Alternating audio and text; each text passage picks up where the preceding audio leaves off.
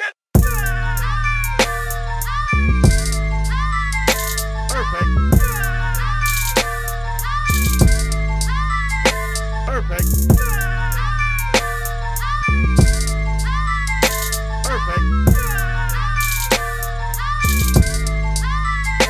Perfect. Yo, what's up, guys? I am Thomas, dope as Yola, whatever you want to call me. I'm here with my co-host, Marty O'Neill. What's up, guys? What's up, guys? The Dope as Usual podcast. We're going to talk about life, drugs, problems, accomplishments, and everything in between. Today is a very special episode. We're going to jump right into it.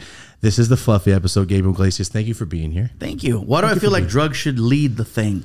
Because usually a lot of those things stem from that? From, you know. What it was we thought we can't lead with it. You know what I mean? Because we're in trouble.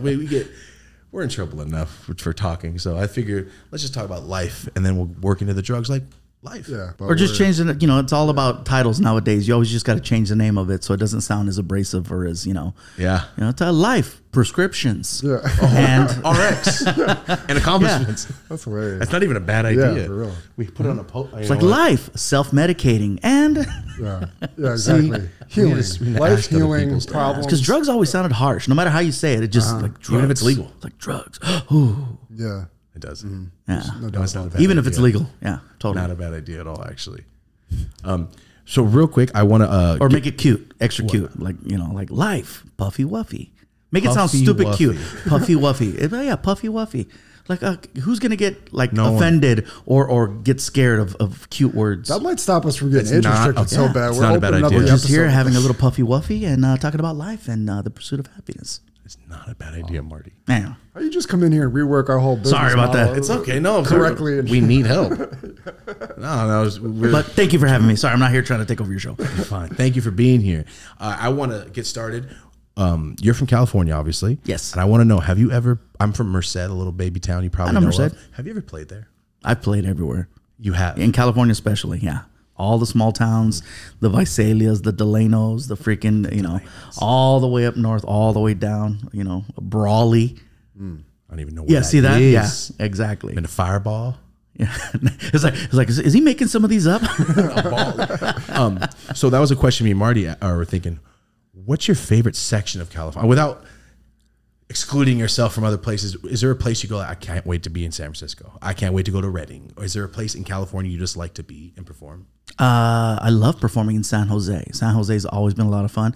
Oxnard is always a lot of fun. At by Ventura, right? Yeah. Yeah. San Francisco, not so much, just because it's, I don't know if it's the hills or everyone pumps up San Francisco, but man, that city's been going through a lot. And every day they're in the news. And I'm like, why is real estate still so high? Yeah. I think they're trying to get everybody out there that can't afford it and go, hey, all the rich people live over there. Something's going on. Yeah, I was just there the other day and it shocked me. Looked like Skid Row out here. Yeah. It wasn't fun. So it's changed a lot. It used to be one of my favorite places to perform. And don't get me wrong, it's always good shows and stuff like that. It's just, as far as an area you want to enjoy and be around, if I'm there for the weekend, I like to go out and walk around and I want to feel safe. Exactly. I want to feel safe. Not go Uber to Uber and door to door. Yeah. That's how I felt. My wife did the marathon out there, and the whole time I'm thinking, you're running through San Francisco. I don't want to run by you to protect you because I'm fat. But I was thinking, like, dude, what do I do? Here's some mace. They carried stuff. I don't know. I just want to get. I don't know how we got into that. This whole state's going through something right now. They are. They are. But I want to talk about something else you did. Stadium Fluffy. Your special you did. Yeah, brought it back to LA. I love it. Had to. But he was You're telling me spending too much time talking about San Francisco. it's there's nothing else to talk about. We did a good hour on how shitty San Francisco Yeah, was we did a about couple 2 weeks ago. episodes So, yeah, we did. You sold out the stadium. Pretty cool, huh? First That's time ever for a unbelievable. comedian, right? Pretty cool. Yeah. Dodger Stadium. And it was not an easy feat. There was a lot of a big team of people involved in that, and a lot of thinking outside the box to promote it to get it to where we got it. Was it multiple shows? We had 2 nights, so it was a Friday, Saturday. So you had to do it twice. Yes. Oof. Which was good because you always want, like for me, anytime I tape a special, I always want to do 2 shows. I never do live. I never do live because you can never predict just something, like whether it's a heckler that won't let up, or maybe there's an issue with the building, maybe there's a flickering light, maybe the sound doesn't hit the way it should. And this way you always record 2. And if anything happens or you need a little splice, you can work the magic. Have you had a heckler during a special?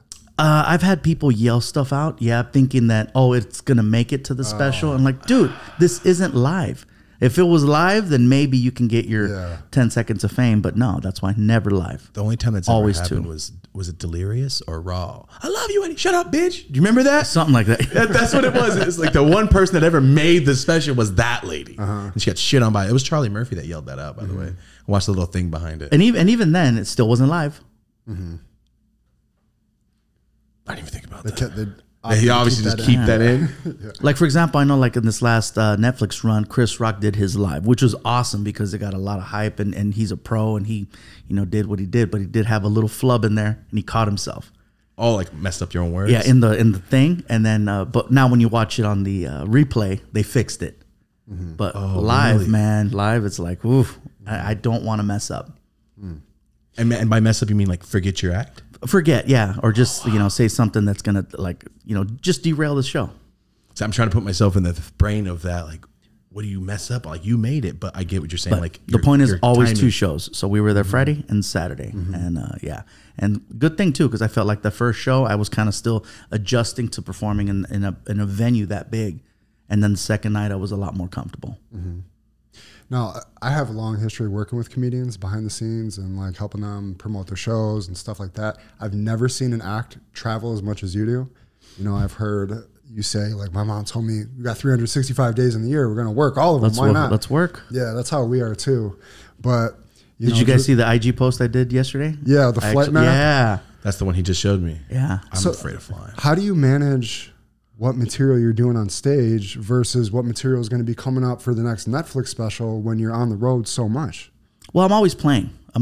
So it's like, I'll just throw material out there and just have fun with it. So trying to stick to one set, I'll get bored and then it'll feel like work. I would rather dig a hole and try to get out of that hole. So it's kind of like a challenge. It's like, it's a game to see, can I intentionally mess up my set and see if I can pull myself out of it. So it's a really good exercise. It's funny, a big guy talking about exercise. I know, I gotta change the verbiage. That's how I get my reps in. I want to make sure I'm happy wappy. Yeah, no. Don't worry, be fluffy. How many tour dates are you doing? Well, the next couple of years, it's just going to be that. Yeah, the next couple of years is going to have that name. So it's got to be at least about between 350 and 400 dates. And then so we're still going to Europe. We're going to Australia. I know that the Middle East is calling. We've got to make up some dates over there. And in theaters or just arenas? You know what? It's mostly arenas, but there are some places where I'm not selling as many tickets, so it doesn't make sense to go into an arena. You would just go into a theater. How do you keep from being exhausted? I'm always tired, man. Yeah. I'm always tired. Okay. I slept good just for this interview. Because people just love your energy so much. It's got to be so much to keep that up. It is a lot. And at the end of the night, once I get off the stage, it's like, the dude gets unplugged. You know what I mean? And so I went up on my bus and people think, oh, it's a party after. I'm like, I'm 47, not 27. So it's a little bit different. I just want to lay down and kiss my dogs. I'm like, all right, it was good. Yeah, you've been doing this. We reflect. I look at the tour manager. Did you order something to eat? Cool. Where is it? Just a little hangout. But I'm once I'm off the stage, I'm sitting down on the couch or, I get to lay down and call it a day. But I do save my energy for the stage. Did it take a long time to learn okay, I need to manage this? No, it's just with age, dude. Because in the beginning, I had all the energy in the world. I can stay up all night, and it wasn't even what was the word that we used? It wasn't a prescription that kept me up all night. It was just youth. It was just youth. I was I could drink and then be hungover and then get over my hangover by 8 a.m. and catch a flight. Whereas now I drink and I'm hurting for 2 days. Yeah. Isn't that weird? Yeah. I just drank the other night with this guy. He has no effect. It was his birthday the other day. It has no effect of alcohol on this guy. Yeah. I felt it all. I realized it. I'm like, damn, I'm not. Shots are bouncing off me. Yeah, they literally were. I feel you now. I'm like, ow, my back hurts. That's how I wake up like, I can't drink like that. I used to drink fifths and have fun. No, so there was no preparing as much as it was reacting, like I can't do this or I can't do that. I got to slow down on this. But as far as the touring goes, it's like, it's what I do. That's all I've done for the last 20 some odd years now. Damn. So go. How long were you working on the last special before you filmed it? let's see, the last special, I want to say about a year and a half, 2 years. Oh, okay. So you, On the road, because that's different than most comedians are doing, like local shows. They go on the road like every once in a while on the weekend. That's just, it's different to be going out, working your material flying at home. arenas. And that's always challenging to work out new material at an arena show because, man, people pay top dollar at an arena show and you want the best experience. You don't want a dude that's up there practicing, you know, running stuff by you. So it's very, that part gets a little tricky because I got to make sure that I can sneak in a new bit here and there and test the waters. And most of the time people can't, you know, it's if I feel good about the bit, it's probably going to work out. But nothing beats being in a comedy club and just people know like, oh man, this is raw right here. Like, all right, here we go. And I did that for the first 6 months of this year. I did nothing but comedy clubs. Oh man. After Dodger Stadium, my agent and manager wanted me to just continue the arena run. And I'm like, you know, I need to fall in love with this because I became a hoe. It was all about the money. At that point, it's like it's just a machine, and I wasn't enjoying it. And so I had to pump the brakes, and I said, let me go back to clubs. Because at clubs, every night when I went up on stage, I said, you know what my favorite part is about being here tonight is knowing I don't have to be here. I want to be here, and I want to have fun, and I want to make sure you guys have fun. I go, this is not money, you know. Don't get me wrong. Of course, I get paid for it, but I could be somewhere else killing it. Yeah, but I want to be in a club, and I want to just enjoy that stage and just the realness of it. Was there a point in your career that was like defining in terms of taking that next level from the clubs and the theaters to like, okay, I'm basically just doing arenas now? Was there something that caused that, or was it a slow thing that just kind of occurred?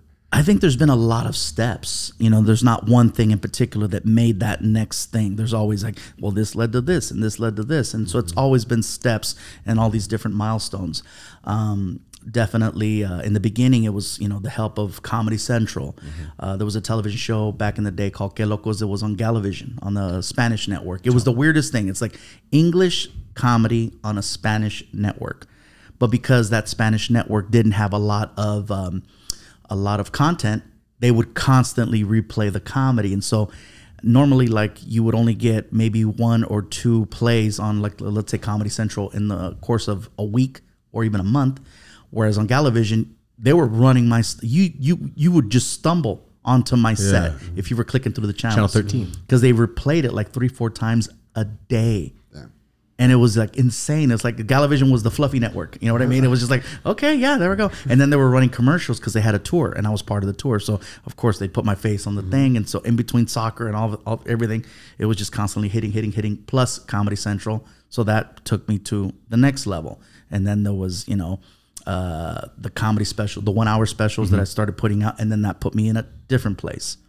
And then I got an offer to do a movie, an actual stand-up movie called The Fluffy Movie. And I said, well, if we're going to go big, let's give it a shot. And so once we played in an arena, then it was like, okay, we can do arenas. And then that was the, all right, well, let's go from there. And then the next, every special after that has been an arena or Dodger Stadium. Wow. I'm sorry. It almost sounds like I'm going to make some shit up real quick. I'm going to play Dodger Stadium. It doesn't even sound real. It doesn't. And when people ask me, did you ever think you could do something like that? No, I just wanted to pay my rent, go to Costco and freaking eat $1.50 hot dogs, man. I still like doing that. Or those circle turkey things with the tortilla. Oh, yeah, the chicken bake. No, the things they sell in the back where they're like little sandwich circles. That's my favorite thing from Costco. Oh, the wrap, the turkey wrap. Okay. They cut it in little pieces so I don't feel as fat eating all of them. Because there was a version of you 25 years ago, maybe sitting at a kiosk working for a phone company, right? As we talk about I look like you. Oh, you want to bring that up? I look like you. I get it every day. I was clean shaven. I had hair. Want to see that? Look, turn around real quick. Every day I get this. I get it every day, and they go, "Hey, little Fluffy," and I go, "I get it, fool." Because that's all I do when I tell stories. You know, I tell hella stories, and everybody always tells me like, "You're not fat, you're just full of stories." Yeah, you're me at 28. Yeah, how old are you? 33. Okay, yeah, pretty much the same, man. I got to be honest. And then my wife says like, "Well, he's you on vacation." Like, yeah, I do got to wear some more fun shirts. I still have that shirt, but I don't have that hair. It's okay. Yeah, it was a good run. It was a good run. It was a good run. Yo, Push Street's floral shirt would go crazy. Yeah, I wear floral shirts. I went to the islands once and I put it on and felt like I feel grown. Nice. I wear buttons. Like I wear t-shirts every day of my life. I don't know. You know what I'm saying? But yes, I get it every day, especially on TikTok. I don't know if you ever look at your own stuff, but I'm that guy that's tagged 50,000 times. Funny. Every day. Every day, man. Every day. And when I watch your specials, and I'm like, these are just amazing stories. Like it's captivating, and that's why I watch it till the end. And that's how I think that's why your YouTube channel, you can just press play and be gone for 5 hours, and you'll never have to change it. There's always stories. There's always something to lead you somewhere else, and then you see like, oh, that's from 10 years ago. Oh, this is from yesterday. I love the channel, man. The channel's good. The channel's great, and I think that's why, like you were saying, it was the Fluffy Network on Channel 13. But YouTube is kind of like that too. Very true. You know, it just circulates. I don't even have to be logged in. And you know what? I wish I was a lot more engaged on YouTube. I feel like that's the one that, like, you know, I've always relied on other people to create content based on stuff that I've put out there and then put it on, upload it. I don't even have my login for YouTube. It's like if you were doing premieres and in the live chat, people would go insane. You know that live chat, the premiere? I've never done it. We do it every episode for every video ever, and it's the most fun. People will lose their mind if you went in there and goes, "Hey guys, I'm watching with you." For the first time, everybody watching the premiere together. Together, you could talk to people. No kidding. It is the most fun. I feel like that. Well, back in my day, we had a VHS, and just no, that's me too. That's me too. What was it? What did I just learn? Oh, yes, last episode. I don't know how to use a computer. It's okay. Get it.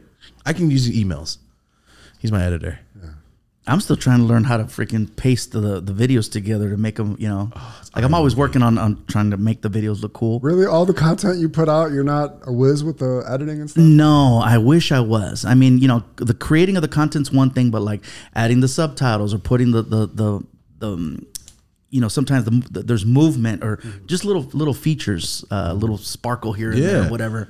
I don't know how to do any of that. And I need somebody to help me. So reach out. Put in your application. Careful. This got flooded right now. Yeah, no, seriously, because I have the content, I just don't have the editing skills, and I lack that, and I need help with that. Yeah, but I don't want to have to send it off somewhere to some guy. And, some guy needs to sit next to you and go, you know what? No, that's funny. It needs to be somebody. Yeah, exactly. It needs to be somebody like, all right, cool. Yeah, just do this. Give me your phone. I'll knock this out. Order me 2 tacos right now. I'll knock it out real quick. Dude, imagine working for this. Oh, man, that'd be so fun. Amazing. An editor working there, having fun. Mm-hmm. It's not even a job at that point, I feel. Do you like vlogging? Vlogging is remind me what that is. I feel like there's writing. You're documenting a situation, right? You're just filming yourself in your day. That's all it is. If you have a camera guy following you, that is a vlog. Isn't that just like the stories though? Like, aren't you just doing story? But vlogging is just a whole one piece, whole video. Like, say it's 10 minutes and you went to go get food with your friend and you guys film the entire thing. That's it. It could be that. That sounds more like evidence. That doesn't sound like. That sounds like I'm gonna show this to your doctor, dude. Look at me being an asshole. Let me show you. Sounds like evidence. Yeah. No, but it'd be fun. I mean, you have a fan base that would love to see. Hey, what'd you do Tuesday? And great. So and that's the part that I need the help with, where it's like someone to just say, hey, dude, it would be really quick and easy if we just knock this out. And I'm like, okay. But it's like, it's become work. Mm-hmm. And that's the part I hate. Mm-hmm. And so with a lot of things that I do in my career, there's things that I can handle that are like, I want to be hands-on and responsible for, and certain things where it's like, man, you know, let me have someone else who's more, who has the skill set and the patience and the time to knock that out. Because even if it's just a floating caption, I can't do that. Yeah. You do it. So, and it's hard to say. It's hard to say you can't do things, because then people, you know, like, oh, is he weak? Or is he stupid? Well, I'm just busy. It's only so many hours. Yeah, there's only so many hours in a day, but I do have visions and ideas. It's just I don't have someone delegated skill sets. Yeah. Yeah, that's when me and him work so well. He's a master editor. I'm like, hey, you know, what'd be funny? That. And then we get it. We got it done. It's the best thing to do. Yeah. So when's your next date? When's your next? Tomorrow. Where? I have this week. Watch this. This week I have 5 shows in 5 states. So I know I'm going to be. I know. And I just had a show Sunday at the Orange County, Pacific Amphitheater. Mm-hmm. So I had a show there, and then yesterday and today, which, you know, came to see you, and then I got to go see the dentist. Yeah. Well, thank you for being here. Thank you. So this week, though, I have, let's see, watch, Nebraska, South Dakota, Colorado, Connecticut, and Atlantic City. So I have 5 shows this week. You're a savage. When did That's you get over the insane. fear of flying, or did you even have it? I've never had a fear of flying. I there it goes. only get scared whenever the turbulence is next level, and that's only happened twice in 20 some odd years. And then I had that flight that almost, we almost had La Bamba Part 2 last month. It was the other day, I'm like, I don't want to be Frankie or Richie Valens. yeah, afraid of the flights, man. private flight, man. I mean, and usually when there's an issue with the planes, 9 out of 10 times it's a smaller plane that has the issue. Scare me, man. So what happened? You guys were taking off, right? Well, the plane overshot the runway 200 yards. They said that the reverse thrusters didn't kick in, but I'm still wondering. Fool was texting. Oh shit! Yeah. Oh my. I'm like, I didn't feel brakes. I didn't feel nothing. Nobody yelled out, hold on, nothing. It was just like, 200 yards is a distance. yeah. And so now we're in a field. We wound up in a field, and the plane's just covered with grass and dirt. There's cows, and I'm surprised we didn't hit a cow. That would have been crazy. That'd if we be hit a kind cow. of awesome. Well, I'm glad the issue happened on the ground. Yeah. Oh, But we did hit really bad turbulence in the sky, and I think that had something to do with it. And my fault for not wearing a seatbelt, but it was a private plane. Why? do jumping jacks in the private plane. Whatever. Do whatever you But want. when we came in, it's like I felt it. We were just going way too fast, and yeah, it looked like the opening scene from the TV show Lost, where they're I've just only like seen the opening scene. just the the planes in a field, and they're like, oh wow, we're out here. Were you solo? No, I was with with my guys. So Martine was on the plane. My buddy Matt, our our tour manager, and our video audio guy Victor. So it's a small group. It was scary. We were this close to coming out as gay to each other. We were gonna have that. Some spill moments. Some Seinfeld shit. We were just gonna we were about to freaking all the secrets are gonna come out in that last couple seconds because. Yeah, as soon as we hit the dirt, the plane was just and we're just waiting for the plane to do that. Was it just slow motion? Like you just took forever for it to happen? It felt like it was forever, even though it was quick. But yeah, watching grass and dirt hit the window, that looked crazy. That looked crazy. And then you see the plane after, and the plane just looks like you just need to pressure wash that sucker. I have to fly next week. I hate flying so much. I wish I had your. How long till you got back on the private jet after that? We were on a plane the next day. So after we got picked up, there was the fire department showed up. They have a fire department at the airport, and so they were there and checking us all out, making sure we were good. And then we had to go to the hotel, and we got a bite to eat, and then I get a phone call from TMZ. And I thought that was nice that I got the call direct, and they just do it. Yeah, and they're like, "Are you okay? How are you?" I'm like, "I'm was the first okay." thing they asked? Yes, which I thought was that's awesome. cool. It wasn't about so tell us what happened. It was nice. I got a call straight from Harvey, and Harvey was just like, "Hey man, are you okay? You good?" I'm like, "Yeah, dude, thank you." It's like, "Wow, that's crazy." Yeah. That's how you know it's some shit when they start calling you. That's You good? Yeah. That's how everyone loves you. But I did appreciate the fact that it was Harvey that called me, and the first thing he said was, "Are you okay?" And I'm like, "Wow, okay." That's a good measure of like, oh, that guy's nice and nice to everyone. TMZ called you to say, "Are you good?" You know what I mean? That should show like I'm a nice person. Good, because we're outside your window right now. And then it was like, all right, who fucked up? Okay. Yeah. All right. Whoa. Was it your personal pilot? Oh wait, can we cuss? Yeah. You can say whatever you want. Okay, I wasn't sure. No, you're good. You're good. I was like, You're fine. You're fine. Was it a random pilot, or is it like your pilot? no, it was our regular pilots that we had, and so I have not seen him since. Don't know what happened. None of the new pilots want to talk about the old pilot. It's kind of like it's like a relationship. Like, yeah, I don't know. Hey, don't bring up Carmen, man. We don't talk about Bruno. Yo, hold on. Do you know someone named Bruno? Or just make that name? I was like, I don't think I ever met a motherfucker named Bruno. No, it's from a movie. Bruno, no, it's from a movie. You don't talk about Bruno. Which movie? I used to have a dog. I used to have a Chihuahua named Bruno. He was cute, but no, I don't know an actual Bruno. Okay. Just wanted to ask. That's man. the first movie reference that went over your head. It's a kid's movie. Which kids movie? God, that is the first reference that went over. Bruno. I can't. Encanto. Yeah, there Yeah, you Oh, the one I haven't seen. Encanto. I need to watch it. Some people say, oh, it's Coco too. See, I haven't seen that either. Encanto. Encanto and good Coco, both really good ones, by the way, if you want to. I'll watch. Isn't it the one where the family has powers? All right. Yeah, I seen it. Never mind. I watched it with Sophia. Never mind. What's up, guys? Taking a moment from this awesome episode to talk about one of our brand new sponsors. This is Raw Papers. If you didn't know, Raw Papers is the official paper of the Dope as Usual podcast. First off, shout out to them for believing in the show. Thank you very much. So what you got to do is go to your local head shop, your local smoke shop, and get Raw Papers there. But if you go to the shop and you notice it's not there, tell them to re-up. Go buy more stuff. Go to HBI International if you're a store and you want to check out wholesale. Hemp composite plastic grinders. Yes, they're plastic, but it's made from hemp. Kind of like Cheech and Chong, where the whole car is made of weed. Same concept. Raw has so much more than papers. There's every single smoking thing you can think of when it comes to rolling, they got. Up next, this is the first paper I fell in love with. This is what I rolled through Instagram the very first 3 years was king size Supremes. And then, as everyone knows, the cone. These are gigantic boxes of Raw cones. If you can't roll, they have rollers and they have cones. So remember, go to rawthentic.com. Every single product, they have the information, they have everything. If you want to donate, you want to do charity. Thank you so much to Raw Papers for sponsoring the Dope as Usual podcast. Back to the episode. What is your favorite 3 movies of all time? Back to the Future. 1, 2, or 3? Back to the Future 1. Okay. Back to the Future 1. Coming to America. Nice. And I want to say Forrest Gump. Wow. Nice. Oh, that's my favorite movie. Yeah. That's one of those movies where it doesn't matter where it's at. pick up. I could just Always. start watching it. That fans. I just let my son watch it for the first time. He's 9. It was classic, legendary. Yeah? They were this close to making a sequel. Oh, good thing they didn't. We just hit at the bus stop. And a bunch of ladies like, he's rich, just try to pick up on him. Like, he's just fishing. That was the whole movie.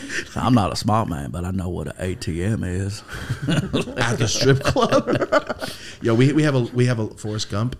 Probably comes up 92% of these episodes. I didn't think it was going to come up today. So. It's such an awesome It's so film, good. and it's like one of those like, oh man, you just feel good afterwards, and it's like, yeah. And the other ones are just the comedies. Yeah. I like sci-fi. I like the Back to the Future, and then of course old school Eddie Murphy with Coming to America. good, It's such a fun movie. Dude, And all the characters. did you watch part 2? I did. I saw part 2, and It's all right. It's okay. I unfortunately I was trying to watch it through old eyes, That's what I did too. and it wasn't the same. It felt like it was Almost like, forced. A little forced. yeah. Yeah. Okay. All right. Coming to America is classic, man. I don't know how many times I watched that damn, but part 2 is. I feel like they waited too much time to make that 35 movie. years. It's like That's like you're wait. playing to a whole new group of people. So you might as well have done a remake. Oof, you're not wrong with that. I think Kevin Hart could have killed it if they would have done a remake. Yeah, Kevin Hart comic. No, I know what you're talking about. I'm imagining him as. I'm only imagining him as the guy in the bathroom attendant. Oh my God, that Kevin Hart could have crushed that role. The little dude, he could have crushed it. Okay. Just the man I met in the restroom. Remember? Yeah. Oh, he just met him in the restroom. Just met him in the The restroom. Soul Glow, dude. You know what? We'll talk about Coming to America all day. So let's. But yeah, continue. top 3 movies: Coming to America, Back to the Future, and Forrest Gump. Okay. Now, on the same kind of thing, but more on the audio side, when you're traveling the globe and, what are you mainly listening to? Is it books, podcasts, music, YouTube? Well, I'm on Spotify listening to just music. I like listening to. I'm a big classic rock guy, so I like old school, classic rock and stuff like that. Aerosmith, Tom Petty, Eagles. Eagles are my favorite group. Oh, really? Yeah, I got to see them in concert many times, and I was like, yeah. And I got to see them recently, right before another one of the band members. That's the way. Yeah. So more music like that. Every now and then, old school like OG country, like the new stuff. Like George. Garth was John- Brooks back what in was- the day, or freaking George Jones. That's my uncle's favorite. Old George Jones and Johnny Cash stuff. Yeah, well, Johnny Cash, and then God, why can't I think Family Tradition? God, why can't I think of his name? Oh my God, that's why I'm not like a hardcore. Buck Owens? No, Junior, Junior. Hank Williams Jr. Thank you. Yeah. Like, See Hank Williams III? no. Seen him? He's a punk rock artist. It's thrash metal and it's insane. And it's crazy because Hank Williams Jr. would sing about how his music wasn't like his daddy's music. Monday Night And Football. now number 3 is Yep. definitely like not like his daddy's music. He looks like this. He is a punk rocker. He's tatted and he's just not for me, but music's music, man. And it's just kind of wild to see the 3 generations of that. It's pretty nuts. I miss the Monday Night Football song. I don't like the new karaoke. Yeah. song. Oh, you ready to rock? I don't know if I like the new one. It doesn't hype me up like the Not guy the with the same. hat did, Speaking of other fun stuff, what was it like going to WWE? Well, which time? I mean, the most recent. WWE or just WrestleMania. wrestling in general. That's my guilty pleasure. Every year I make it a point to go to WrestleMania. Every year. If I'm gonna, like the first time I got to go, I says, you know what? I've always wanted to do this as a kid, and now I'm working my ass off, and I never take time off, but I always, block out that week, and I go to the Hall of Fame, and I go to the, now WrestleMania is 2 nights. Where's the Hall of Fame at? They usually have it at the arena that's near the stadium. Okay. And so you get to go see the Hall of Fame, and that's always cool because it's nostalgic. You see all the old wrestlers from the past getting inducted, and everybody has speeches and stories, and I love all that. And then, of course, you go to the event, and then the event's the event, man. So I've never been, man. It's a thing. Once you go to one, you're gonna be like, I get it. Oh, I'll be there next year. Who's your favorite 3 wrestlers? If you're a real, any era. Favorite 3 wrestlers: Rey Mysterio. Oh. Okay, 619. Got you. Okay, Rey Mysterio. I'd have to go for sure Stone Cold and Ric Flair, and probably Stone Cold first, then Ric Flair second, then Rey Mysterio. Man, I was 11 when Stone Cold was really popping, and he was the coolest man on earth. I can say I've used his bathroom. I've gotten drunk with him, and I got a pedicure with him. That's some random fun fact. Those are fun facts. I blew up his bathroom. It's evolving now. Got drunk with him, and we got pedicures. We've done other random things too. We've shot crossbows and hung out and raced. We raced each other's. He had this Camaro and I had a Trans Am, basically very much in the same vein. And we raced. It's pretty cool. I know even you're looking down as you start going, I'm about to race Stone Cold Steve Austin. Oh yeah. And in the beginning, the first time when we got the introduction, we got introduced through a friend of, we both have a friend named Diamond Dallas Page, who's another wrestler. DDP helped me out with some weight loss and doing yoga, and that's how I met him. And he calls me up and he's like, bro, played your videos for Steve. And I'm like, okay, Steve, who I think Steve is one of his video guys that he has. I'm like, okay, Steve knows my shit. And he goes, no, Steve Austin. I'm like, oh, Stone Cold? He's like, yeah. And he goes, he wants to have you on his podcast. I'm like, oh my God. He goes, he's going to call you from a 310 area code. I'm like, all right. Next thing I know, I get the phone call and it's him. Is this that some bitch they call Fluffy? I'm like, oh. I'm just like, yeah. And then I could hear Diamond Dallas Page in the background. Hey, bro. And I'm like, dude, why didn't you just hand him the phone? Why did you? Should just hand him the phone. It would have been easier. But yeah, then I went to his house. It was really cool. Wow. Really, really cool. And hanging out and just talking. And, there's so many similarities between pro wrestling and comedy. You got to remember, it's a show, and everything that goes into a show that travels, the time spent at the airports, the hotels, the checking in, the trying to get your money, dealing with promoters, dealing with promotion. There's all kinds of different things that are very similar. And, of course, they got the good days, the bad days, and things, problems that arise when you travel, whether it's at home or, substances or getting carried away with everything that's going on. There's a lot of similarities, which I think is why a lot of wrestlers come to comedy shows and a lot of comedians go to, wrestling events. We just had Will Sasso on here, and he is a fanatic of WWE. Yeah. So he played Stone Cold on WWE. Yeah. We saw his little thing, and then he got Stone Cold Stunnered, which was kind of epic. I got suspended in 6th grade for Stone Cold Stunnering everyone. I pile drive someone once. Yeah. To the head to the ground? Yeah. Oh, are they okay? They walked? I think they're good. I broke someone's neck off once. There was no ambulance or nothing, but Were you a kid, though? Yeah, I was a kid. Okay. I was a kid, but dude, yeah. You heard it, the friggin'. And I'm like, ah!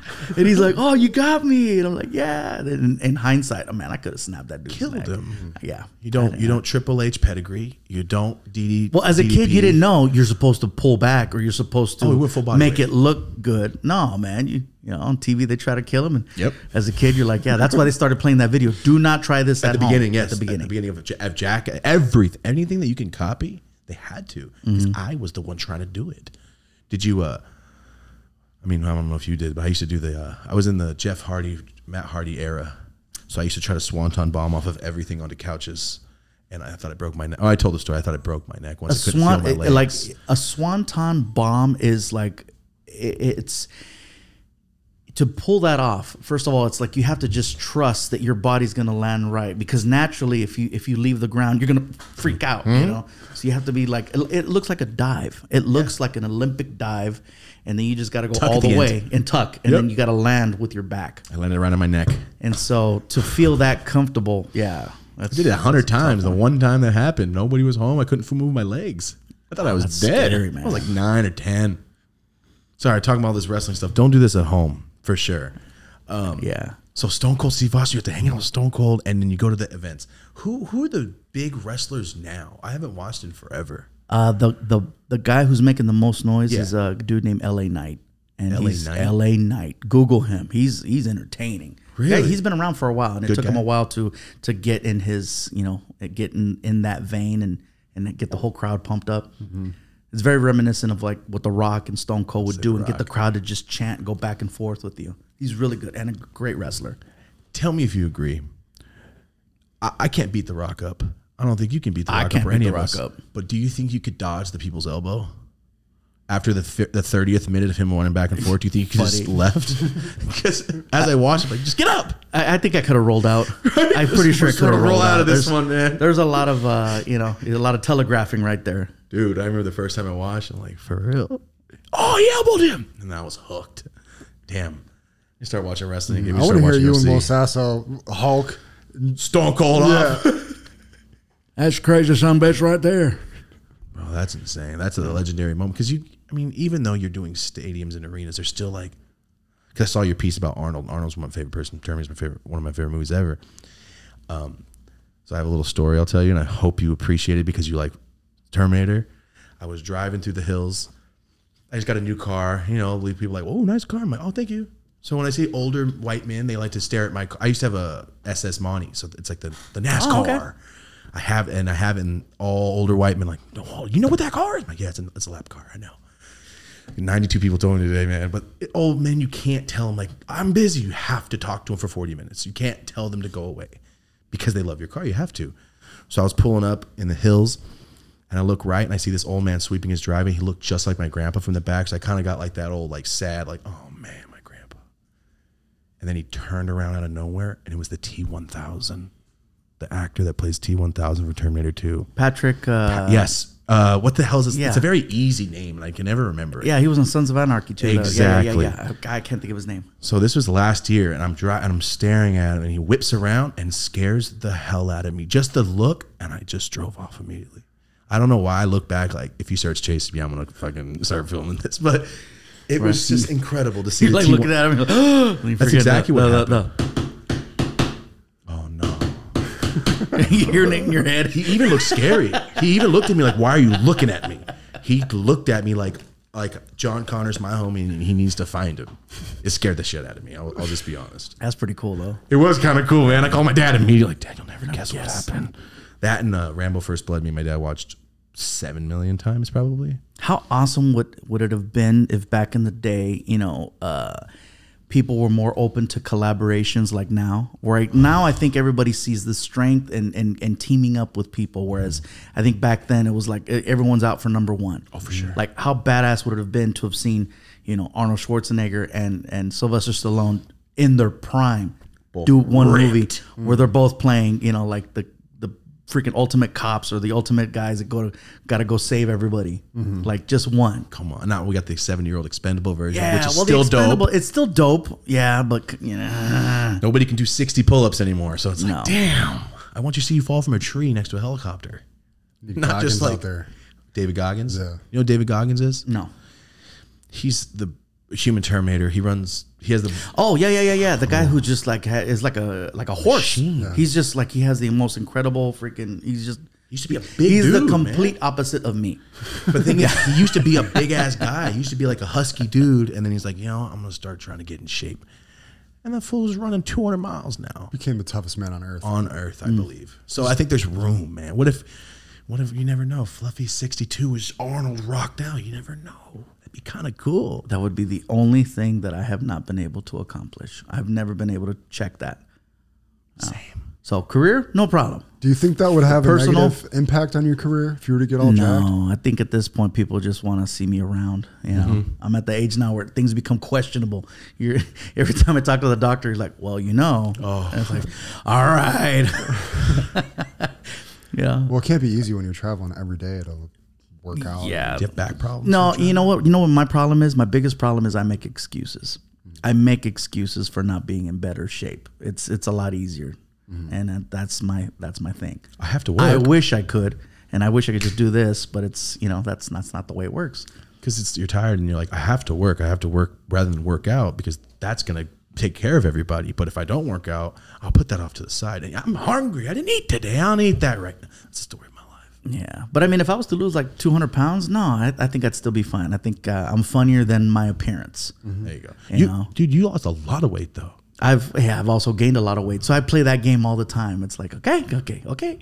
Like I almost hit 450 at one point, and the most I'd lost was about 110. Damn, what'd you do? Well, that's when I was working. I was doing yoga. I was doing DDP yoga, and he was helping me out. DDP yoga. And then having someone call you, like he would call me, and I swear to God, he had like a sixth sense where he knew when I was in a drive-through. I'd be in a drive-through, I'd be ordering, and my phone would ring, and I'd see his picture and the name, and I'm like, oh God. And I just answer. I go, you must have eyes somewhere because I'm in a drive. I knew it, bro. I knew it. You just had your Just location keep driving, on. bro. Just keep driving. You turned his locations on when you were in the bathroom last time. That's what happened. But having accountability, having someone check on you, that's why he was super helpful. And anybody who's thinking about trying something different, I strongly recommend his program. It works if you stick to it. And what's cool is that anybody who would buy his program, he would call them and say, hey, thanks for buying my program. I want to wish you all the luck and support. And if you have any questions, he's genuinely like invested in his product and the people that support him. Mm-hmm. That's awesome. DDP Which is crazy. Is something that's awesome. Yeah, he's like 100 60-something pounds. years He's a old. big man He still. can stand on his face. What do you mean? You have to see it. He'll do push-ups on his face. So he's like, I'm going to say like 6'4", 6'5". He will do a handstand, and then he'll come down and he'll do push-ups to his face. Like a prisoner? Dude, like, no, seriously, like it's insane to watch. It almost looks fake. It almost looks like someone's holding his feet and allowing him to come down and just do push-ups and stuff like that. But I saw it myself. The he's an animal. He's a machine. And he's super flexible. He can grab his foot and hold it up over his head DDP could do this? while standing. He's almost damn near 70. And so he's like, I could teach you to do that. I'm like, nah, man, that looks like a crime. If you get me to do that, you're getting all the secrets. I'm not even trying. But anyway, he helped me to lose about 100 pounds. And then, Good coach, though. Like, you have Diamond Dallas Page as your coach. That's kind of awesome. Especially if someone growing up, like, I love wrestling. Give me in shape, man. Imagine, yeah. And the day that I met him, I met him at WrestleMania. And we're like, oh my God, it's you. And can we take a picture? He's like, yeah. And he was walking to the car. He's like, can you guys help me with my bags? And so we all carried all of his shit to the car. And like that was the fee. You carry my shit, you get a picture. Hell yeah. Yeah, I do that shit too. Come on. I read you were vegan for a year. Is that when you lost all the weight? or God, is no, that was a different? different time. I tried going vegan, and just because you go vegan, just because you stop eating moo doesn't mean you're going to lose weight. Of course. There's a lot of fat all vegans sugar. out there. A lot of fat vegans. Carbs. Yeah. I've been vegan for 7 years. You have? Oh, dude. It's carbs. Sorry, I wasn't trying to throw stones. No, or I was nothing. saying it's me. Like, it's just carbs. That and like, yo, it's bread, vegan. pasta. Yeah. It's vegan. It's got to be better. Bro, it's processed soy meat. Like, all right. I guess. Shit. And then I just stopped recently. Because I realized, like, you can be fat as hell and vegan still. Super unhealthy. Yeah, it's not Very easy. unhealthy. How about no minerals and no meat? That's basically what my protein. diet is, you know? So I did try that, and I did have certain things about me, like the change. That's definitely smells was a big component. Like, certain things smell different. Really? Yeah, because there was no meat involved. But I found myself more irritable, and I found myself not as happy, and so I gave it up. And it sucks because I put my girlfriend through it at the time. Oh, did she hate it or she was down? She was trying to be supportive of me. She knew that I was struggling. The weight thing has always been an issue, so she was just trying to be supportive. And I don't give her enough credit for that time that she went vegan for me. So it's like I can add that to the list of like, you know. How much does vegan pizza suck? I mean, I could eat a cheese pizza. That's fine. But I guess it's like the cheese is like that's the almond difference. or it's made out of. That's what I'm saying. Yeah, like Yeah. the vegan cheese pizzas, I just can't find a good Being one. vegetarian and being vegan is two completely different. Oh yeah. Yeah. Oh, Well, yeah. vegetarian, you can still eat eggs and still eat certain cheese, things. cheese pizzas, like Like, I kind of care about the animals. Kind of. yeah. That's Well, what it wasn't even born yet. I just ate the egg. Just ate the egg. that's what happened to me. I don't know if Like, that's oh. what vegan. Basically, yeah. No, I'm vegetarian, so I Okay. think so. Yeah. But since he was a kid, I just found out like 2 years after chilling with this guy. We're at a restaurant. I go, you don't eat meat? But is it for the reason of animals or just because it's better for your diet, for you, for your body? I think it started. Yeah, probably animals. It started with just not really feeling the whole factory farming thing, and my parents were hippies, so they put me onto that at a young age. It's just kind of who I am. That's different. Yeah. My parents are not. They're drug addicts. They're like going McDonald's. Yeah. I grew up to eat at all. I grew up on huevos con weenie, so yeah, I've been eating meat from day one. Yep. And then long potatoes, the russet potatoes. That's the best breakfast in the world. I miss that, and I miss Hot Pockets. It's really not much else. I just love being the little kid running around like, y'all eat the shit out of a pepperoni pizza inside this thing. I don't know. I would just make myself quesadillas at the house. We never got Hot Pockets here. Yeah, grandma. That was just My grandma. Oof. no Hot Pockets. Yeah, my grandma was a Jewish white woman, so she was like, yo, we're not just eating beans all day like your other grandma. I'm like, fuck yeah. And that's where I discovered Sunny Delight. You discovered what? Sunny Delight. And Sunny not Delight. Tampico. My grandma was like, Tampico, is this Tampico but shinier? I'm like, no, it's a different bottle. It's called It's Sunny Tampico Delight. with a nice label. Yep, it's the orange stuff. And it has a commercial? Holy shit. I hate Tampico now. Tampico is basically ghetto Mexican Sunny Delight. Exactly what it is. The red one, though. Red one. That's like the ruby grapefruit. I don't one or know, but whatever. it's so Yeah. bomb. With ice, the long ice from my grandma's. So I'm getting all starving and shit over here. This message is brought to you by MyBookie. This entire season, all season long for NFL and college football, they're bringing you a brand new cash out system with multiple options to bet and win. So if you're going to be betting online this season, go to mybookie.ag and use our promo code dope as usual. You can register for a free account, and once you do, use our code dope as usual at checkout, and you're going to get one free chip for the MyBookie casino. And for me to you, it's a free chip. If you're going to win, let it ride. It was free. I don't know if that's great advice, but I've been betting lately, okay? So make the free account. Once you use your first deposit, use our promo code, and you're going to get that free chip to use in MyBookie Casino. Remember, you can bet anything, anytime, anywhere using MyBookie. Super contest, free bets, odds boost all season long with MyBookie. Remember, use code dope as usual and get that free chip for the casino. So make the free account. Once you use your first deposit, use our promo code, and you're going to get that free chip to use in MyBookie Casino. Remember, you can bet anything, anytime, anywhere using MyBookie.ag. Super contest, free bets, odds boost all season long with MyBookie. Remember, use code dope as usual and get that free chip for the casino. What's up, guys? Super stoked and excited to introduce one of our brand new sponsors, and this is Zodix. Real quick, they dropped off a couple bags for us to try on the show. This is the one that Omar is raving about. Blue Guava is a cross between Gelato 33 and Pink Guava. So if you're in California and you see this show and you're like, you know what, I want to try that out. They're saying Blue Guava is like that. Zodix420.com, that has a store locator, their Instagram, their YouTube, every single piece of information. Click that store locator. It's going to give you the name of every single dispensary that carries. You know how we always talk about phenotypes? This is the Gelato 33 times Pink Guava, except it's a different pheno. Different phenos taste different. So that's why these are two different strains completely. So remember, guys, if it's going to be on our show, you know it's going to be fire. You know it's going to be boutique and small batch. If you're on Instagram, go to Zodix_lifestyle. Let them know you saw them on the Dope as Usual podcast. Zatix, Zodix420.com. If you're at this dispensary and you see the Zodix and you end up getting it, tag us. Let us know. We want to know if you guys are actually listening. Are you really smoking this weed? We're really smoking this weed. So thank you so much for being here. And thank you so much for Zodix for sponsoring the show. Back to the episode. Let's move on to another topic. You have your own toys, sir. Funko Pops. You have your own toys that people haven't. We posted you're coming, and I don't know how many people go, I got the Funko Pop. Yeah. I started doing merchandise a long time ago. I want to say probably 15 plus years ago. And it started off with just CDs. You know, I had my own CD. I recorded my own, I hired somebody to come out and record it for me. And then I found someone who would package it and put it and make it look professional. And I even had them put a fake barcode on it just so that it would look like real. it's in the stores. Like I didn't want it to look hokey. Yeah. I didn't want it to look swap meet. The packaging, everything was legit. And so once I made that, I started selling it on the road.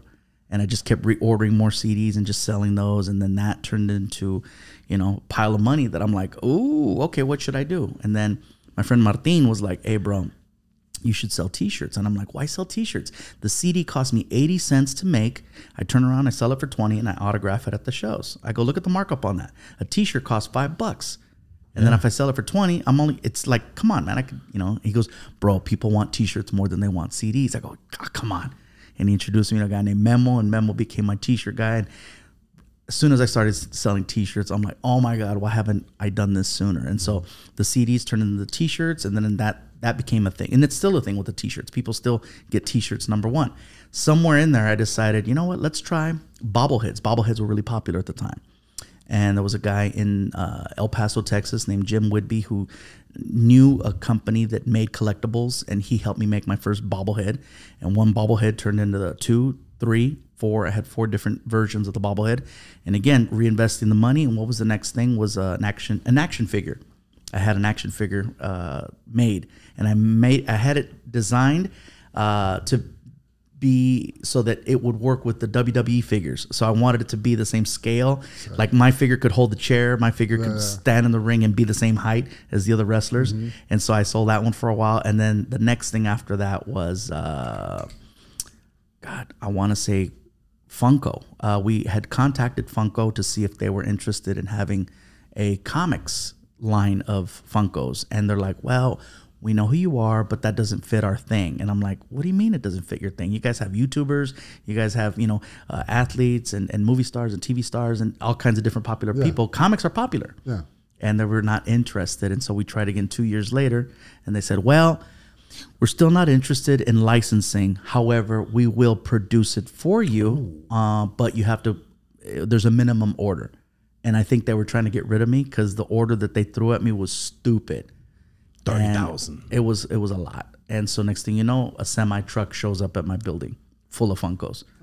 And we sold them in about 2 months. All of them gone. And most of them online.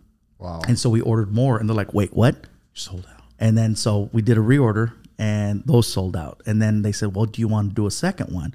Sure. And we did a second one, and that sucker killed. Wow. And then we ordered more, and then that sold out. And then they're like, do you want to do another one? Sure.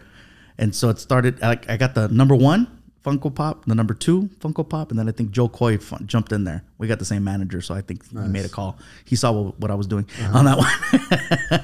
And Jeff Dunham as well. Jeff Dunham jumped in there. And then next thing you know, we started selling those out, and then I just started getting the next one. Let's come out with the next one. Let's come out with the next one. And now there's like, God, about 15. Oh, there's some that haven't even been released yet. And so they're still waiting, and I'm just, I'll be releasing those for at least another couple years. Is it odd seeing yourself as a toy? Like in the funny. cool. I've always seen myself as a toy. You know what I'm saying, though? No, it is really cool. It is really, really cool, and it's nice to know that parts of me are out there and sitting on shelves and stuff like that, and that's really, really cool that people would want that. As far as your fan base and like who's buying this stuff, can you even nail it down? Is it the parents or is it the kids on TikTok? Or you know what I mean, the people that have been watching you for all these years, but you have this whole younger generation of fans too. I think the first go round was very much collectors and people that resell. Collectors and resellers. I think that first time out, because it's like, whoa, he's the first comedian. It's the number 1. And so anytime you can get your hands on the first generation anything, that there's going to be value to it later. So I think that's what helped in the beginning was the resellers and the collectors. And my fans were third on that one. By the time that I think the third figure came out, it's completely flipped. So the majority of the Funko Pops are my fans that want them. Nice. That's awesome. But there's still resellers out there. There are. Yeah. And you could go on eBay. It's like, oh God, all right. And it's one that you signed randomly one day, and it's quadruple. And so sometimes I'll see people at shows, and they're holding them, and you could tell which ones are the fans and which ones are like resellers. And it's like, all right. And then what I'll do is I'll say, hey, okay, I'll sign it. Who do I make it out to? No, just sign it. That's when you find. Let me personalize it for you, man. I want to make sure that it's no, that's cool. Just sign it. Damn, I never even thought about that. Yeah. What a good way to catch somebody. Yeah. Who do I make it out to? Who do I make it out to? Yeah. But then sometimes you'll get those that are like, okay, to Carlos and to David and Sochi, and I'm like, bro, I can't fit all those names on there. Just put them on there. Like, damn, dude. Like I people ask me to sign their vape pens a lot, and it's this big. Dude, My good luck handwriting with that. Sucks. It just looks like a smear on everybody's. I'm like, that's Thomas. Uh-huh. I feel you. So you have your own toy. I have a question because after the toy, I have a question. To ask You should every make like a card. a card, like a baseball card. No, yeah, like a baseball card and something that you can actually sign on.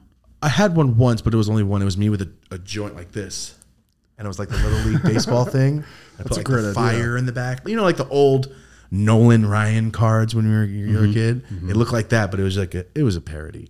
But that would be fun. I asked every single guest this. You've been doing comedy. You said over 20 years. There's got to. I mean, I get it. You made a room of your homies laugh. You made your whole family laugh, and then you do it in front of a stage. I mean, that first time, I'm assuming, you know, you're getting up there, but when's the first time you got comfortable, went home and went, you're going to crush this? Because we always have that moment of like, I can do this. And we ask every athlete, comedian, doesn't matter who it is. There's always that one moment you went home like, what? This is real? Do you remember that? I never went home and tried to get that laugh from anybody. Like that was never a thing for me because I always felt like my family would find a way to see through it or not understand it or look at it the same way, like a fan would at a show. I'm never trying to practice material amongst family. Oh no, I or meant friends like that. But I even back then, once I started doing it, there was never that thing. It was when I finally hit a stage and got the laughs in the room when it counted. yes. Because normally off stage, I'm very quiet. I'm not trying to be the loudest one. I'm actually a really, really good listener.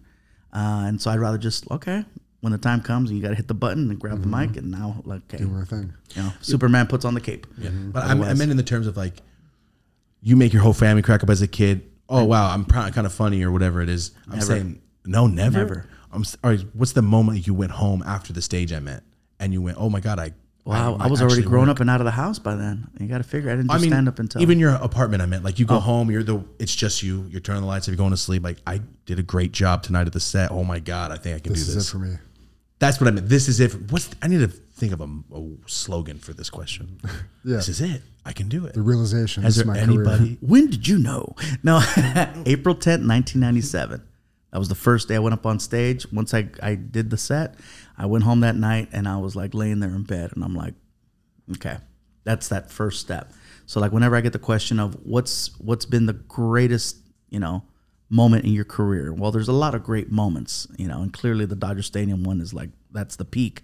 But Dodger Stadium doesn't happen if I don't get on that small stage April 10th, 1997. So that first step of actually doing it, getting that click, click, and now we're off. If I would have gotten cold feet and not gone up on that stage, I'd still be selling cell phones. All the laughs that wouldn't have happened. Yeah. Think about it if you were too scared to go out and do it. It's a good lesson. message right there. That's awesome. No, and most definitely always bet on yourself. I did not get into a comedy club. It took me forever to get into a comedy club. I had to just do holes in the wall, little shows, bar shows. Comics would create their own rooms, you know, to have comedy nights, like at, you know, whatever bar and grill. Hey, they got a little showroom or whatever by the bar. They got 40 seats. Then we do shows, little tiny shows like that. And the most non-conducive environments. You know, you walk into a comedy club, people are facing you. There's a stage or a pie. There's a microphone. There's good sound, lighting. They're focused on you. There's no distractions. That's awesome. Yeah. But when I first started doing stand-up, it's people clinking cups and glasses just falling on the ground, and people are loud. The Laker game is on TV. People, you know, there's a lot of distractions. And so I had to learn to be funny with distractions, which I think just made me stronger. Because then once I got to a comedy club where it's like, wow, they're paying attention. They're looking at me. I don't got Bonus. Yeah, this is awesome. This is really Here cool. for this, not just at the bar. Totally get it. But I had to do a lot of shows, like, you know, I had to create my own opportunities. That's what I'm trying to say. You know, I didn't, you know, you can't just wait. If it's not coming to you, you stop waiting. Do something about it. And now more than ever, there's so many tools. There's so many and they're free. Social media, a lot of people see social media as bad, but man, if you use it the right way, you can make an incredible living. You can follow your dreams, you know, and you got the tools. You don't got to wait for Hollywood. Yeah, and you did that before MySpace and Facebook and all this stuff. So yeah, you kind of have to be out like you with the mixtape. I got to sell my tapes. I can't just put it on Facebook. And what sets you apart from all the other comedians, or like I read you're one of the top paid comedians on earth right now. What sets you apart to me when I watch your act, it hits more like watching a movie. It's almost like we said at TED Talk, like a tour guide around this joke. Like you have this trust with your audience that it's like, I'm not just slanging jokes to make you laugh, but I'm on this ride around this thought and we're coming back, and it just feels different. And I know that you said like, I only talk about things that are relatable to everybody. I don't talk about religion and politics. And is there any advice that you might be able to give to younger people that are thinking about putting themselves out and making content, making videos about just what separated you and from everybody else in your class and the things you chose to put out there?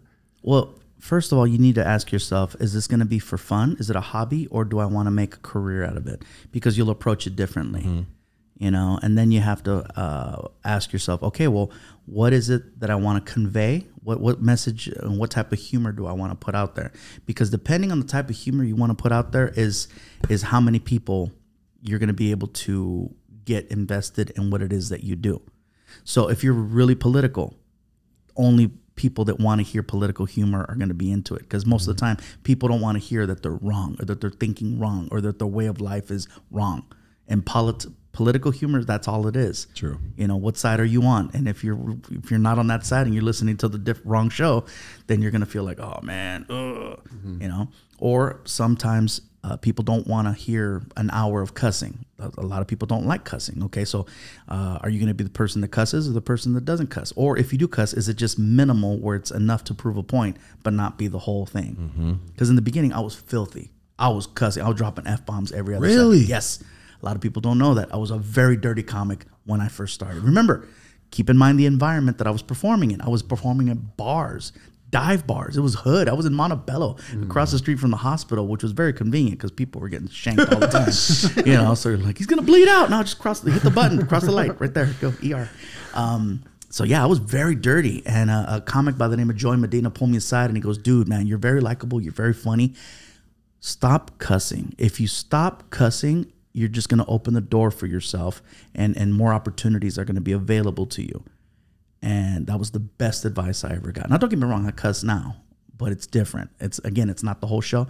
I'll drop a couple things here and there. I'm a 47-year-old bald dude now, so I kind of earned it a little bit, But know what it is that you want to talk about. I knew early on that I had this gift to make people laugh. I knew that the characters and the sound effects and the voices, I needed to find a way to magnify that, but also be true to myself. So once I started telling stories, I just combined the characters, the voices, along with the stories, and that's why you would hear this long ride.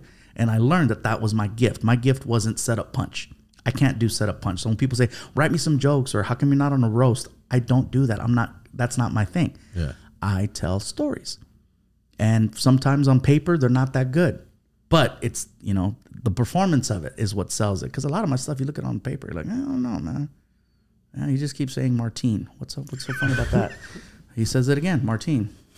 What is oral? Oh, orally. Orally. What is oral? Yeah. You know what I mean? But know what it is that you want to do. And then, don't wait for people to bring stuff to you. You need to go out there and find it. It's harder to give advice now because the world has changed so much, and my advice is coming from a 47-year-old who's already, who started off handing out flyers on putting on car windows, actually talking to people, going on a radio station, and like, all right, man, come and see me this weekend. I'll be at the Ice House, and it's gonna be great, and da da da da da.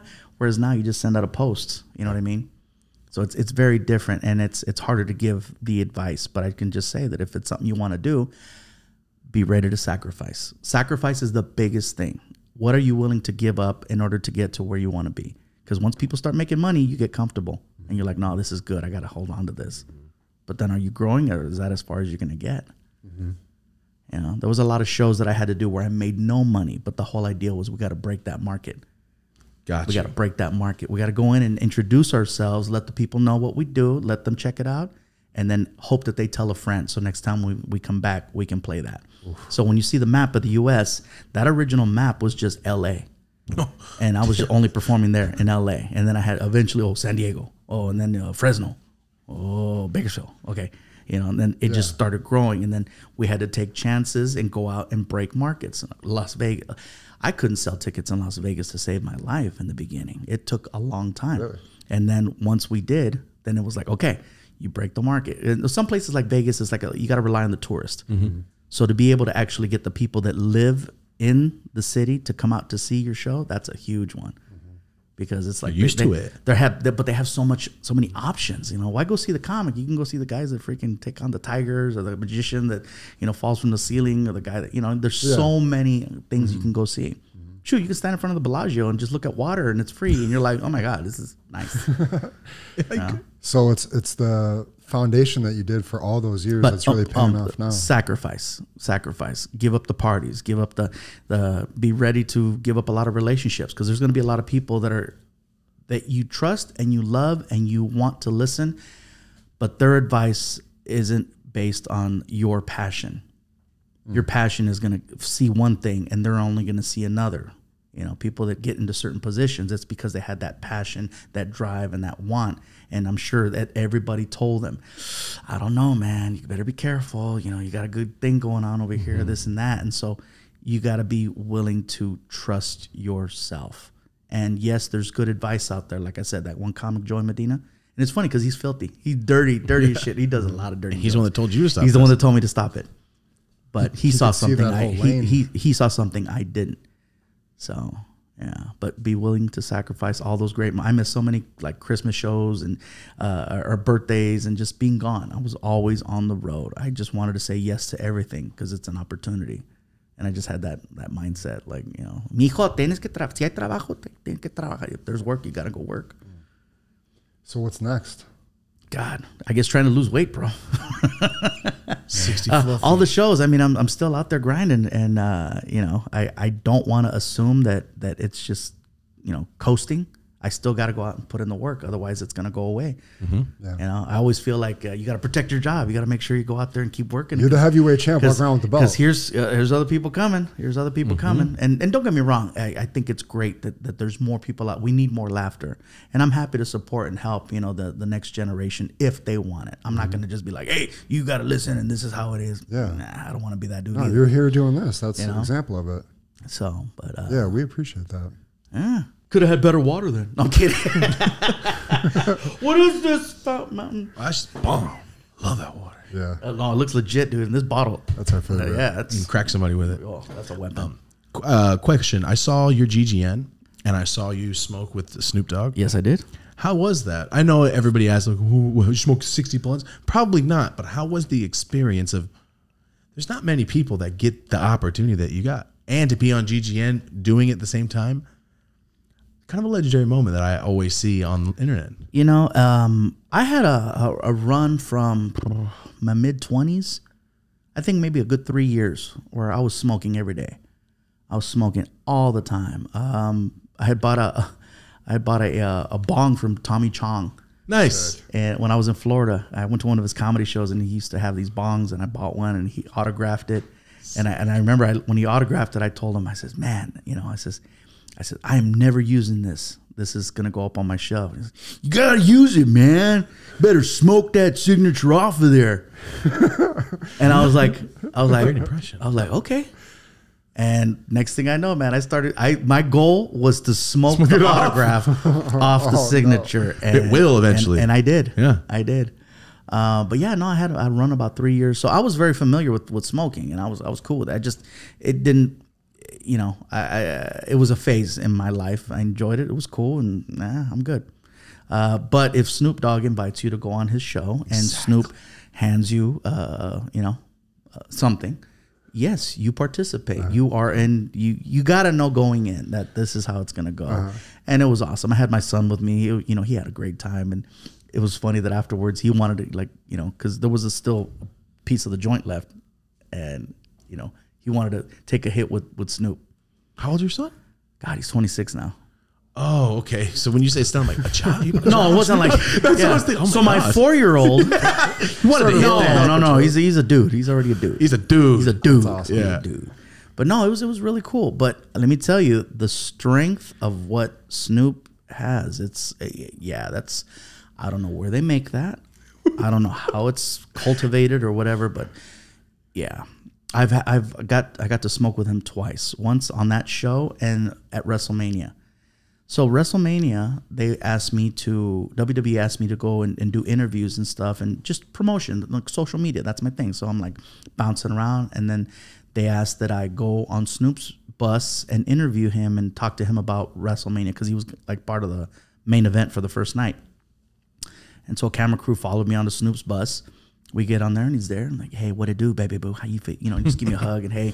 And right off the bat, he sees the cameras and he's a pro. As soon as he saw the cameras, he presents me with a present. He goes, here, this is for you. And he hands me a little backpack that has Snoop's face on it. I'm like, oh, this is sick. And then he pulls out this box, this red box.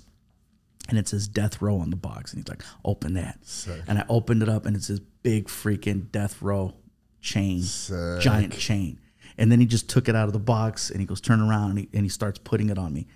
And it's like, you know, I see it. He puts it like he's knighting me, right? And so he puts it around my neck and then he's pulling it up to fasten it, right? But when he's pulling it up, I realized like, oh shit, like I have a big fucking neck. So by the time he was able to click it, it was already like a choker. Yeah, I was about to be the choker. I almost became the guy in the chair, you know, because he pulled it up so high, and then I heard the click, and I'm like, oh god, thank you. I didn't think it was gonna click, and I heard him. He goes, that's what I said. But anyway, so he put that on me in the cameras and big old like, hey, yeah, don't miss Snoop this weekend, blah, blah, blah, WrestleMania, be your main event, da, da, da. And then the guys are like, thanks a lot, Snoop, thanks, Fluff. And then they got off the bus. And as soon as they got off the bus and you heard the door close, clack, Snoop goes, I didn't think they'd ever leave.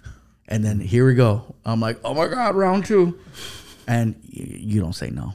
No, you don't can't. say no. You can't say And so by the time I got off that bus, WWE wanted me to go do another interview. And I said, do you understand? I just got off of Snoop's bus and you want me to go be productive right now. Do you see my eyes? I was eating cereal on his bus. Dry cereal? Yeah, I was That's eating dry how high cereal. you are. When you start crushing dry cereal. And by you the know. way, you think I have merchandise. Snoop has everything. Snoop has his own weed. He's Looks got like his this. own chains. He's got his own Products. cereal. So he's like, here, have like Snoopy-O's, right? And I'm like eating, and I'm like, am I high or is this is crazy? He's got his own cereal. So I was eating dry cereal out the bag. Just, he kept looking at me, you good? I'm like, I'm good. I'm good. And he had other people on the bus, and I'm just watching the people, and I'm just like gone. And I got my chain, you know, the medallion, seriously, like it's like this big. It's huge. You kept it? Oh, he gave That it was to for me. you. Oh, He gave it to me. I thought yeah. you meant like, yo, the for a camera picture. put this on. I'm gonna see if I could try to find, because man, it was such an awesome experience. This was in April, and then but yeah, here we go. Oh, it's getting real. It's getting real. Getting closer. Getting closer. Getting closer, because it was the first night. Mhm. Damn, WrestleMania, dude. We got to go, Marty. That sounds so fun. That would be sick. There is no Undertaker, but still. You know, and that was always something that I would look forward to every year, was that, you know, the Undertaker's, the streak, you know, we keep that streak going. God, he's so cool, man. He's so bad. Undertaker just went on another podcast. I saw him talk for the first time. It's like which his wild. voice. Yeah, it's like he used to be in WCW. He was Mean Mark Callis. Oh, you've been watching for forever. Do you remember the Dudley Boys? Yes. Yeah, they were wild. I can't find the picture, but it's was it? It's on ECW? You can probably find it on my Instagram. ECW was crazy. That was crazy. Trees, with the, greater with the stuff, chairs and the barbed fire, thumbtacks. They were talking shit to the audience. Remember when they used to do that? Oh, ECW, they will annihilate you, and you're just paid to be there. Oh, they'd cuss you out like you're in their backyard. Thank you. Yeah. He got on a mom. I was like, oh my God, am I allowed to watch this? And my grandma wasn't home, so I watched it. So anyway, long story short, yeah, with Snoop 2 times, incredible. Both times I felt like someone took my head like an Etch-a-Sketch and just did this, now go function. And I'm just like sitting there just like, wow. I remember eating a muffin because they put us in a suite, and someone handed me a muffin, and I felt like licking the muffin.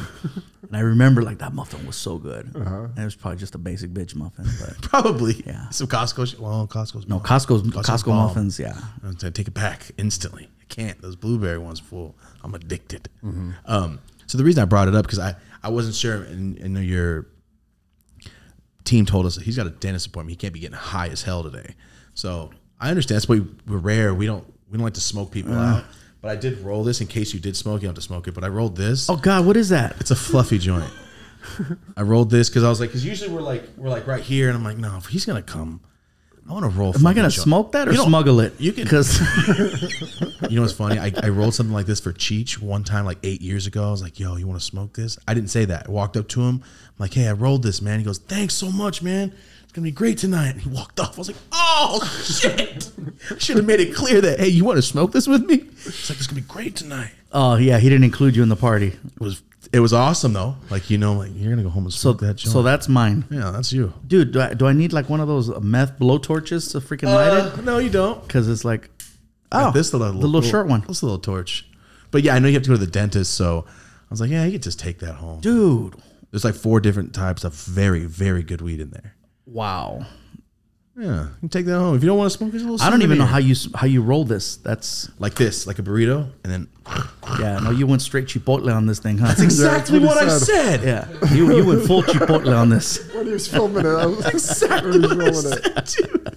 But yeah, I know you have to go to the dentist. I don't want to smoke you out and get you too damn high. next time. Yeah, next time that you're not at the dentist. But that, Wow. take Okay. that, take that home. Thank you. Man. No problem. Got at some all. other stuff for him too. Oh yeah, I do have some other stuff for you. But before we do that, your tour is for the next couple years. So where can people get tickets now? Google the word fluffy. That's it? Just Google the word fluffy. I would say it's fluffyguy.com. You can go to the site, but I mean, if you just Google, it's fun because I'm the #1 thing that pops up. So when people say, how do I find branding? That's another thing. Branding. Work on your branding. Yeah. The word I basically own it. So it doesn't matter what search engine you use. If you just Google or whatever the thing is, just punch in fluffy. I will come up before cats, quilts, comforters, cotton candy, anything fluffy. Wow. I love I'm the #1 I love how fluffy. you just named off many fluffy things in a row. I would, Yes. If this is if this is a Family Feud, I lose. challenge anybody. You just take 2 seconds, Google the word, and see what happens. And if I'm lying, hey, That's whatever. some confident SEO right there. Yeah, it is. That's 15 years of building right Yeah, it there. is. That's No, awesome. and that was early on. That Yeah. was early on that You I have started to. working on that. The nickname, I don't know where. The nickname came from a joke. I did a joke one night where I said, talking about that I wasn't fat, I was fluffy. And then after the show was over, no one came up to me and said, hey, good job, Gabriel, or hey, Iglesias, come here. Everybody kept calling me Fluffy. So it was very organic. That people started calling me that. And I'm like, I have a name, and I was getting annoyed that people were doing that, but I didn't want to give up the joke because I felt like it was a strong bit. And so it became one of those things where eventually I learned to embrace the word fluffy, and then I just hit the gas with it, and just everything was branded Fluffy. So the company, Fluffy Shop Studios, Fluffy Inc., and then making it a point, every single special I put out had the word in it. So like the first one, hot and fluffy. Second one, I'm not fat, I'm fluffy. Third one, Aloha Fluffy. Next one, Fluffy Movie. Smart. This is shit they teach you in college. I about just wish branding. those came out when I was in 7th grade, so nobody just goes, hey, fat kid. Like, oh, I'm fluffy. I didn't have that other word to call myself, man. I wish I had that as a kid. Oh, and then I had bits back in the day where I talk about how you're limited on what you can wear because they associate you with something. So like I couldn't wear yellow. It's like, hey, Pac-Man, it's Pikachu. You can't wear red. Hey, Kool-Aid. You wear worst, dude. I wore a red so shirt. every color equaled something. I was like, oh God. All right. My orange shirt looked like the sun. That's what everybody told see? me. Like, all right, fool, I'll wear black every day again. Forever. I wore brown last week, and I was like, oh, the ball from Indiana Jones. I'm like, you're a dick. I made that one up, but that's what I felt like. So I feel you. I have the same ailments. I guess you would call them. I get it. Enjoy your hair. My grandpa's 85 with a head of hair, so I'm really looking forward you're to solid. it. I'm like, I You're think I'm solid. going to be okay. My mom had really thin hair and her dad was bald. So I knew this was going to happen. Damn, it's over. And I'm like, it was a good all right. run. It was a good run. Hey, man, sometimes you don't got to wake up and do this. I'm like, you know what? Sometimes it's better. Just walk out the door. But, man, I just really wanted to thank you for being here because I know you have a heart out for that dentist. And thank you for being here. Thank you for taking the time to come here. We've been hyped. We've been stoked. Our fans are stoked. Everyone's so excited, man. My family is texting me. It's a universal laughter, man. Was there somebody in the family that was really trying to watch this or wanted to, Oh, my mom. Yeah. Yeah. My sister. There you go. Oh, your sister? Yeah, my wife's What's her sister. name? Jessica. Her name's Justin? Jessica. Jessica. Jessica. Oh, okay. I thought you said Justin. I'm like, okay. You know, It's 2023, man. it's, Totally a different. normal. It's a different time. Totally normal.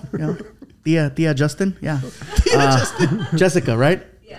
Jessica. Hi. How are you? This is Gabriel Iglesias. I wanted to say hello. Sorry you're not here. Clearly they don't love you enough to bring you, but that's okay. I love you. I care about you, and I hope you have a wonderful, wonderful day. Yeah. This. Don't ask. Yeah. It's El Diablo. Oh man, thank you so much for being here, dude. I really appreciate it. This was fun. Thank you for taking the time. Thank you, sir. We really appreciate Fluffy it. guy, Fluffy on Google. Just Google Fluffy. Any tickets for the next couple years. You're a monster. You're awesome, and I hope I have the confidence to fly like you one day. Thank you. Next week.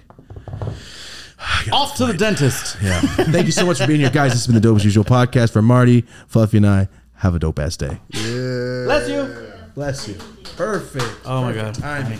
2:30 on the dot.